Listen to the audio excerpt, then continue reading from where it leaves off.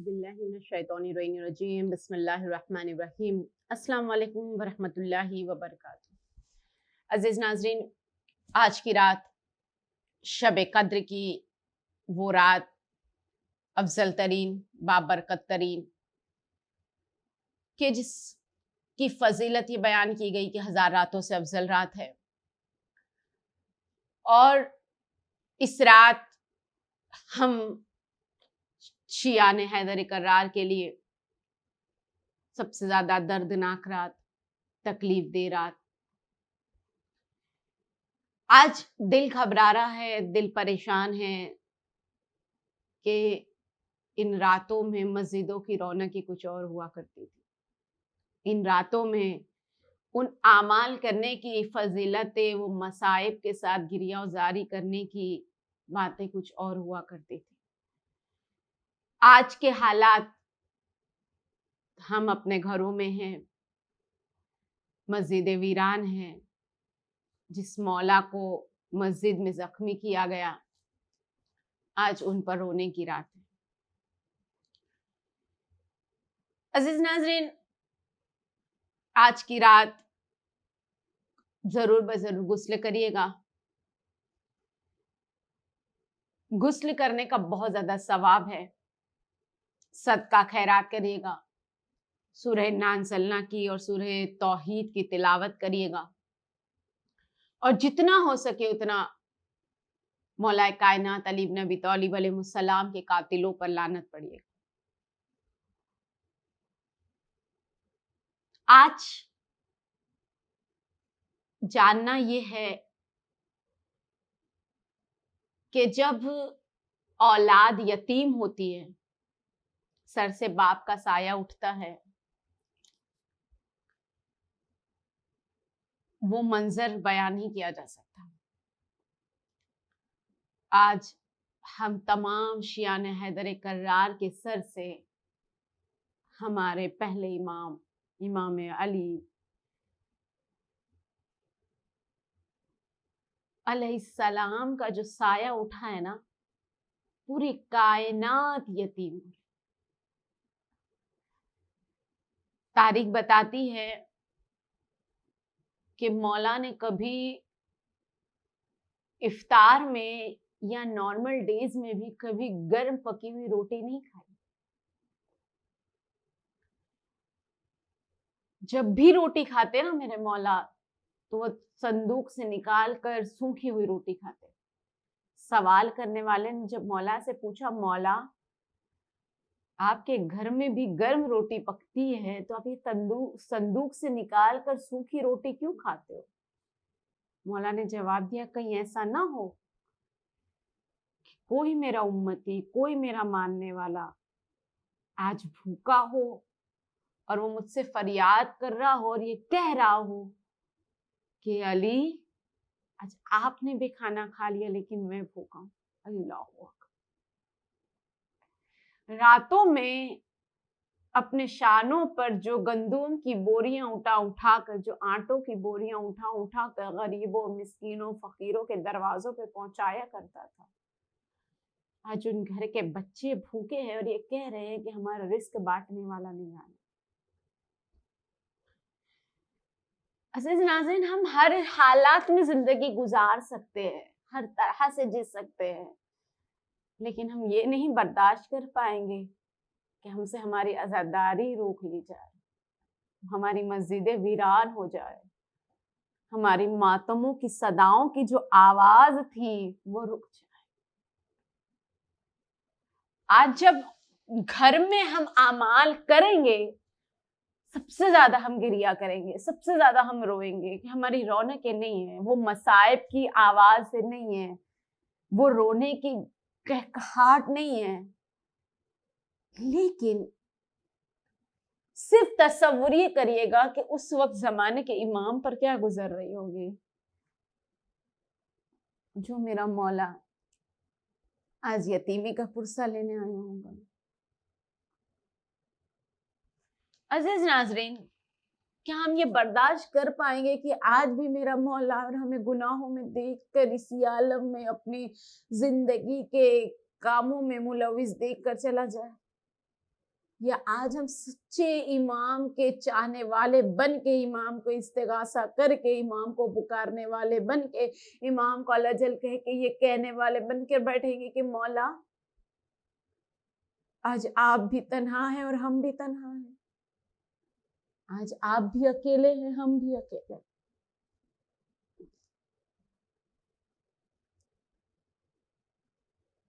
इमाम इस कद्र मोहब्बत करते हैं ना हमसे, हमसे क्या अपने दुश्मनों से भी मौला ने दुश्मनी नहीं रखी। जब इब्ने मुलजिम ने मेरे मौला पर ज़र्ब लगाई है ना, तो मौला ने इमाम हसन और इमाम हुसैन से कहा था कि उसने मुझ पर एक ज़र्ब मारी है, इस पर भी एक ही ज़र्ब लगा। या यूं कहें कि मौला ने कहा था कि मेरे लाड इसे दूध पिला दो। तसव्वुर करें अजीजान गिरामी कि किस कद्र मौला की इंतहाई मोहब्बत थी कि जिस तरह से हम बयान नहीं कर सकते। आज पुरसे की रात है जो आने वाली, अभी अब हम इफ्तार करेंगे 18 माह रमजान मुबारक, शब आएगी 19 की। सिया लिबास पहनिएगा, अज़ादारी भी करिएगा। जिस तरह से हम अटेंड कर सकते हैं मजलिसे आमाल तमाम करिएगा, और ये सोचिएगा कि ये हमारा इम्तिहान है कि इस इम्तिहान में हम अपनी ज़बानी जो मौला के मसाइब है ना वो पढ़िए। मौला आज खुश हो जाएगा।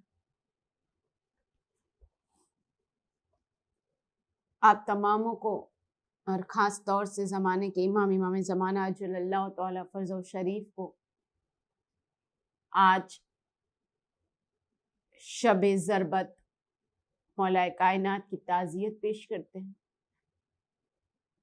और ये दुआ करते हैं कि जहाँ जहाँ पर भी आज कुरान मजीद को खोल खोल के अमाल किया जाए, हर सदाए इमामों में, हर सदाए नाम परवरदिगार में जो जो दुआ मांगी जाए, खुदावंद आलम आज दुआओं को कबूल फरमाए। अजीज नाज़रीन, हमारा ये मुसलसल शो तिब्बे अहले बैत और तिब्बे मासूमीन एपिसोड नंबर 18 आप तमामों की चाहत के मुताबिक जो हमसे ये उम्मीद करते रहे और ये कह के बताते रहे कि आज कई ऐसे लोग हैं कि जिन्हें ये नहीं मालूम कि कौन सी चीज़ों को किस चीज़ के साथ खाना चाहिए, कौन सी ऐसी चीज़ें जिनको किन्हीं चीज़ों के साथ अवॉइड करना चाहिए। जैसे बयान करती चलो अवॉइड करने की बात आई तो कहा गया मच्छी को दूध के साथ अवॉइड करना चाहिए। उन तमाम बातों की जो खासियत है ना, उनमें से एक चीज़ ऐसी भी हमारे पास है, खुदावंद आलम की इन नेमतों में से कौन सी ऐसी नेमतें जिनको किसी और नेमत के साथ अगर खाया जा सकता है, जो अल्लाह की उतारी हुई नेमत है, उससे हमारे लिए बहुत ज़्यादा फ़ायदा है। वो आज मैं आपके सामने बयान करती चलूँगी कि क्या चीज़ों को किन चीज़ों को किन चीज़ों के साथ खाना चाहिए। रिवायत में मिलता है कि अगर अंडे को, एग को प्याज के साथ अगर कोई खाता है, यानी जैसे हमारी इजी लैंग्वेज में बयान कर दो ऑमलेट, अंडे को अगर प्याज के साथ खाता है तो उसके लिए बयान किया गया बहुत ज़्यादा फायदेमंद है। अंडा भी उसके लिए पूरी तरह से वो काम अंजाम देता है, जो उसका प्रोटीन का काम होता है वो अंजाम देता है, और प्याज भी जो है वो हमारे इम्यून सिस्टम को स्ट्रॉन्ग करती है। और उसके बाद बयान किया गया जब मछली यानी फिश की बात आती है तो हम सबसे ज़्यादा अवॉइड करते हैं मछली के साथ दूध का। लेकिन मछली के साथ किन चीज़ों को खाना चाहिए? मछली के साथ यानी फिश के, जब भी फिश को खाना है तो खजूर और हनी के साथ खाना चाहिए। फिश जब भी खाओ साथ में खजूर खाओ और हनी खाओ, यानी शहद के साथ खाओ। उसके बाद बयान किया गया कि दही जब भी खाते हैं ना, तो कई लोग ऐसे होते हैं कि जिनको दही जो है वो बहुत ज़्यादा कहते हैं कि अवॉइड कर रहे हैं हम क्योंकि हम दही नहीं खा सकते, हमें दही खाने की वजह से हमारे सर में दर्द होता है या हमें बलगम जमा हो जाता है या हम बेटर फील नहीं कर पाते, कॉन्स्टिपेशन हो जाता है दही की वजह से, जो ये सब सवालात उठते हैं। तो इसके लिए बयान किया गया कि दही को जब भी खाओ तो उसके साथ अजवाइन को खाया करो। अजवाइन और दही अगर कोई साथ में मिला के खाता है तो उसके लिए बयान किया गया कि अजवाइन के साथ दही का खाना बहुत ज्यादा बेहतर बताया गया है। दही कोई भी साइड इफेक्ट नहीं करता और अजवाइन अगर साथ में मिला के खाया जाता है तो दही की जितनी भी तासीर है यानी जो भी उसका खटास है वो पूरी तरह से मिटा दी जाती है। उसके बाद बयान किया गया पनीर बहुत ज्यादा फायदेमंद इस आलम के पनीर को खाए कि पनीर बहुत ज्यादा फायदा पहुंचाता है, बहुत बेहतर चीज है पनीर का। लेकिन कहा कि जब भी पनीर को खाए तो पनीर के साथ वॉलनट यानी अखरोट, हम जिसे कहते हैं वॉलनट यानी अखरोट को खाया जाए पनीर के साथ तो बहुत ज्यादा फायदा करता है, हमारे ब्लड सर्कुलेशन को बहुत अच्छा बनाता है और हजम करने की ताकत को बहुत अच्छा करता है। और इसके साथ साथ ये बयान किया गया पनीर और वॉलनट को साथ में खाया जाता है तो उससे बयान किया गया कि हमारी आंखों की बीनाई भी बढ़ाई जाती है। उसके बाद कहा गया कि सलाद जो है, सैलेड जिसे हम कहते हैं, कुकुम्बर का खाना, काकड़ी का खाना, गाजर का खाना, बीट का खाना, प्याज का खाना, टमाटो का खाना, जो सैलेड हम रखते हैं इसके लिए बयान किया गया कि सैलेड को गिजा की तरह से खाओ यानी खाना जिस तरह से हम खाते हैं उस तरह से सैलेड को खाओ, बहुत ज्यादा फायदा पहुंचाता है। और इससे क्या होगा, जब हमारी खुराक जो है ना, वो खाना जो हमें ऐसा लगता है हम बहुत ज्यादा खा रहे हैं, हमारे खुराक पर कंट्रोल हो जाएगा। सैलेड की वजह से हमारा पेट जो है वो पूरी तरह से फिल हो जाता है, भर जाता है और उसकी वजह से हमें ज्यादा भूख नहीं लगती। और सैलेड खाने के साथ साथ अगर कोई खाना खाता है तो उसका खाना भी कम चलता है और घंटे 2 घंटे से ज्यादा गुजर जाने तक भी उसे भूख नहीं लगती। उसके बाद कहा गया कि जब भी मीठा खाना खाए यानी जब भी हम कोई भी मीठी चीज खाए, मैंने बार बार आपके सामने बयान किया है, मीठी चीज के साथ में सूखी हुई रोटी का टुकड़ा जरूर खाए। ये मिठास को मिटा देता है, दांतों के अंदर से जो मीठी चीज की वजह से दांत कमजोरी आ रही होती है वो कमजोरी दूर कर देता है, दांतों के अंदर स्ट्रांगनेस आ जाती है। और मीठी चीज की वजह से, जैसे किसी को डायबिटीज हो, किसी को बहुत ज्यादा हाई शुगर होता है, लेकिन अगर वो डायबिटीज शुगर इस आलम में मीठा चीज ज्यादा खा लिए हो और उन पर कंट्रोल नहीं हो रहा तो उनके लिए कहा गया है कि जल्दी से रोटी का टुकड़ा खा ले। उससे क्या होगा कि मीठी चीज का जो काट कहते हैं ना वो नॉर्मल हो जाएगा और वो कंट्रोल में आ जाएगा। उसके बाद बयान किया गया खजूर जब भी खाए तो खजूर खाने के बाद थोड़ा सा गुनगुना हुआ गर्म पानी जरूर पिए। इससे क्या होता है कि खजूर की खाने की वजह से हमारा इम्यून सिस्टम अच्छा स्ट्रांग होने लगता है, अच्छी तरह से इम्यून सिस्टम बढ़ता चला जाता है। और सिर्फ इतना ही नहीं बल्कि बताया गया कि खजूर के ऊपर अगर कोई हम गर्म पानी थोड़ा सा पीते हैं तो हमारी हजम शक्ति जो है यानी हमारा डाइजेस्टिव पावर जो है वो हमारा स्ट्रांग करता है और अच्छी तरह से हमारा खाना और अच्छी तरह से हमारी तमाम चीजों को डाइजेस्ट करता है। और खजूर खाने के बाद गर्म पानी अगर कोई पीता है तो उसका कॉन्स्टिपेशन भी उससे कम हो जाता है और उसके लिए पेट जो है वो हल्का होता चला जाता है। उसके बाद बयान किया गया कि जब भी गोश्त खाओ तो अंडे के साथ खाओ। गोश्त को जब भी खाना तो अंडा मिलाकर अंडे के साथ खाओ या अंडे के साथ उसे फ्राई करके खाओ या जब भी, लेकिन गोश्त को अंडे के साथ बयान किया गया जब भी कोई खाता है तो कहा गया उसके जिस्म के लिए बहुत ज्यादा फायदेमंद करता है। कद्दू यानी पंपकिन जब भी खाओ, कद्दू जब भी खाओ तो किसी ना किसी दाल के साथ, जैसे तुअर की दाल होती है, चने की दाल होती है, उन दालों के साथ कद्दू का खाना। जब भी हम कद्दू का सालन बनाए या कुछ पकाए उसके जरिए तो उसमें दाल को जरूर यूज करें, ये इसके लिए बहुत ज्यादा फायदेमंद करता है कद्दू का खाना। उसके बाद कहा गया जो सत्तू हम खाते हैं उनके लिए बयान किया गया सत्तू को जब भी खाए तो शहद के साथ खाए, बहुत ज्यादा फायदेमंद करता है।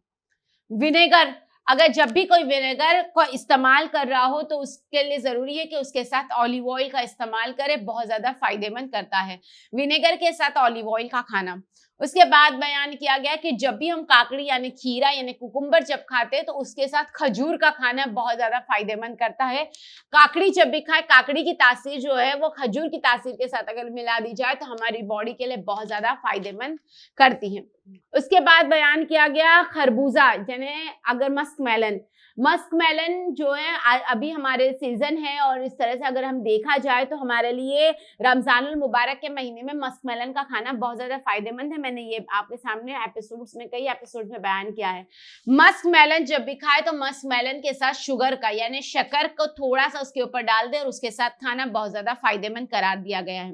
उसके बाद बयान किया गया कि रोटी जब भी हम खाते तो ड्राई रोटी कभी भी ना खाए, रोटी के ऊपर थोड़ा सा ऑयल लगा के जरूर खाए, इसका खाना बहुत ज्यादा फायदेमंद बयान किया गया है। और कहा कि अगर कोई रोटी के ऊपर ऑयल लगा के खाता है तो उसे चबाने में, चीव करने में बहुत ज्यादा आसानी होती है, और इसके दांतों के अंदर जो नरमाहट होती है वो भी काफी ज्यादा स्ट्रांग हो जाती है।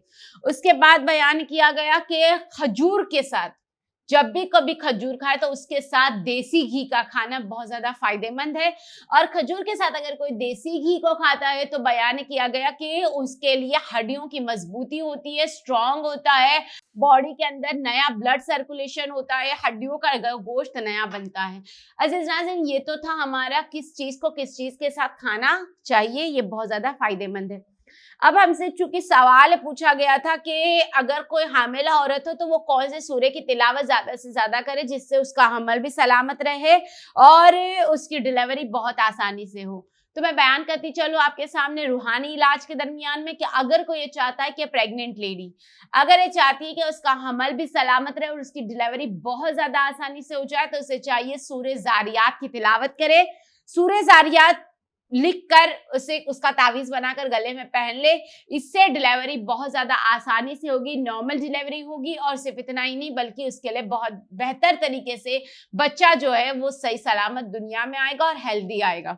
उसके बाद सूरह इंशिकाक जो मैंने कल भी आपके सामने बयान किया था, उनके लिए दोबारा से जिन्होंने कल का हमारा एपिसोड नहीं देखा उनके लिए बयान कर दूं, सूरह इंशिकाक को भी अगर कोई लिख कर पहन ले तो उससे भी क्या होगा, डिलीवरी बहुत ज्यादा नॉर्मल होगी, आसानी के साथ होगी, बच्चा सेहतमंद रहेगा। तो अजीज नाज़रीन, ये जो चीजें हमने आपके सामने बयान की ये बड़े बूढ़े बच्चे तमामों पर इस्तेमाल की जा सकती है। तमाम लोग जो है इन तमाम चीजों को एक दूसरे के साथ कंबाइन करके खाए तो इंशाल्लाह हमारी बॉडी में बहुत ज्यादा फायदा पहुंचेगा। तो अजीज नाज़रीन, हमारे इन तमाम शोज को देखते रहेगा। इंशाल्लाह कल मैं आपके सामने फिर से बेहतरीन उम्दा तरीन शो लेकर आऊंगी जिसमें मैं आपके सामने बयान करूंगी कि अंजीर की फजीलत क्या है और किस तरह से अंजीर जो है वो हमें फायदा पहुंचाता है, और कुछ रूहानी इलाज भी आपके सामने लेकर आऊंगी। तब तक के लिए मुझे इजाजत दीजिए। वस्सलाम वालेकुम व रहमतुल्लाहि व बरकातुहू।